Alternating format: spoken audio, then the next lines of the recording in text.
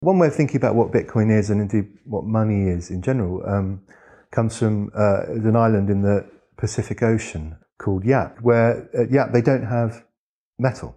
There's no metal at all on Yap. So to create money, what they do is they sail and open boats 250 miles across the Pacific to a neighbouring island called Pulau, where they have a particular kind of limestone that they don't have on Yap.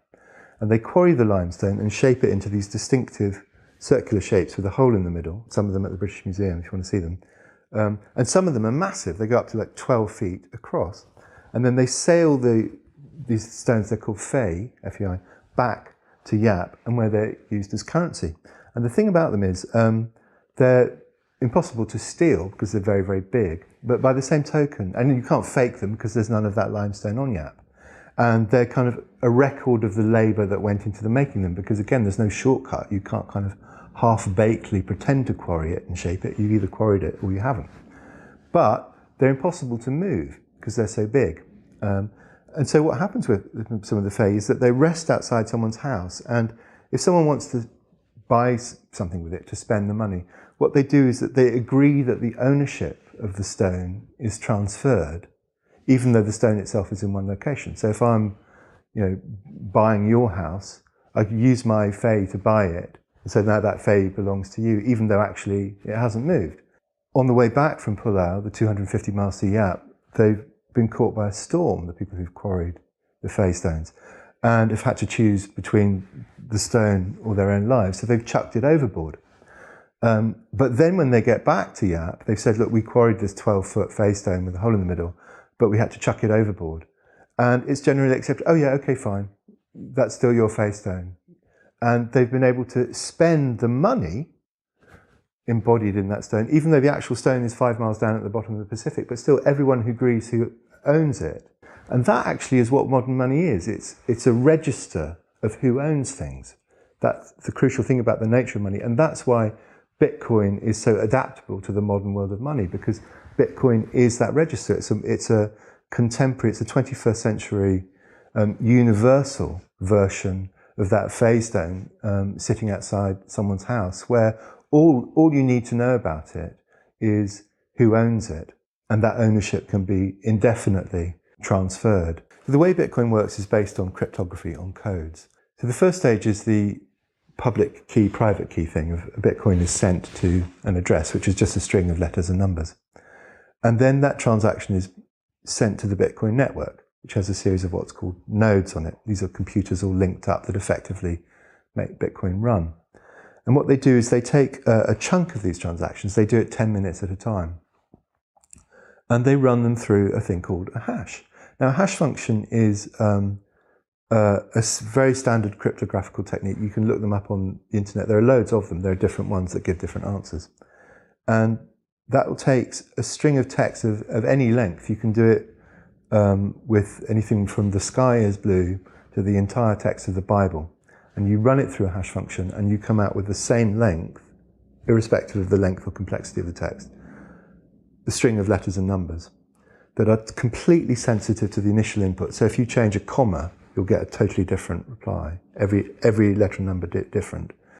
So the computers on the network, they're known as miners, which I think is actually, it's a bad metaphor really, because it's more like a kind of process of clerking or account verification or something. But anyway, what the miners on the network do is they take this 10-minute block of transactions and they run it through a hash function until a specific hash called SHA-256.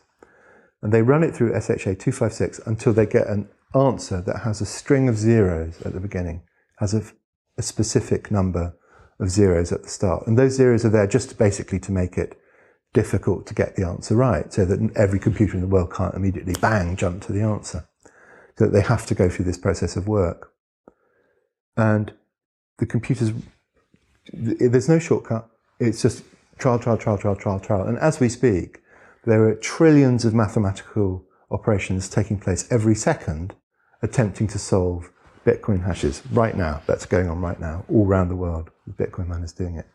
And then the first one to get the correct string of zeros and then an answer broadcasts it to the network. And the network in effect votes on it. It runs it through the protocol that on all the computers running Bitcoin. And if enough of them think the transaction is valid, they certify it as valid, they give it a timestamp, and then it's added to this chain of every transaction that has ever happened in Bitcoin. That's one of the hardest things to get your head around, but this process has within its history, that hash function encodes the whole history of all spending in Bitcoin. It's a really, and it's one of those things where when you explain it to people, they normally say, no, I don't understand, because it sounds as if what you're saying is the whole history of Bitcoin is present in every transaction. And that's exactly right. That is what's happening. The whole history of Bitcoin is present in each 10-minute block that's then sealed off and stamped. And the idea about that is that it makes it impossible to fake. You can't then cheat or diddle or find a way around the fact that every computer on the network has a copy of this register. So you can't sort of add money to your own bank balance, because every computer on the network has a copy of it. You can't do what's called double spend, you spend money in two places at the same time, because every computer on the network has a copy of the same register. And that's the decentralized nature of Bitcoin. The register is everywhere, and that's its prime security feature. And then what happens is that the computer that got the answer first, broadcast it and got it validated, this is a really clever thing, that computer is paid in Bitcoin for having done the work, because that answers the question of, well, where's the incentive? Why would you do that? Why would you use tons of computer power and all the energy involved to solve some arbitrary mathematical puzzle? And the answer is because you're paid in Bitcoin and the Bitcoin have value. So that's where I suppose the mining metaphor really comes from, that you're paid for doing the work, keeping the whole enterprise going. There's a philosophical crisis really with Bitcoin, because the initial paper published by this anonymous person or persons calling him, her, it or themselves Satoshi Nakamoto on 31st October 2008, not long after Lehman's had collapsed and the whole global financial system was on the edge of crisis, which is probably no coincidence. And the original paper talked about a decentralized form of cash, a sort of kind of frictionless form of cash moving directly from one person to another, completely separate from the existing systems of banking and finance. And one of the real challenges to Bitcoin's future is the fact that those forces of banking and finance have actually got really, really interested in Bitcoin, especially in the blockchain, in this thing of a ledger held in multiple places at the same time that holds a record of all the transactions that have happened.